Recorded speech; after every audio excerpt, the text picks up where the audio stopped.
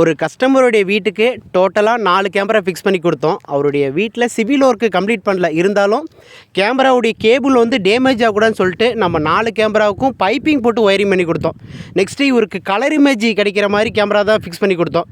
ஆக்சுவலாக பகல் டைமில் கலராக தெரியும், சேம் நைட் டைமில் அதே மாதிரி தெரிஞ்சால் தான் ஒரு பிரச்சனைன்னு வந்துட்டால் அந்த ப்ராப்ளத்தை ரெட்டிஃபை பண்ணுறதுக்கு அந்த ஃபுட்டேஜ் எடுத்து போகும்போது அந்த ஃபேஸ் கிளியராக தெரியும். நம்ம 90% இந்த மாடல் கேமரா தான் போட்டு கொடுப்போம்.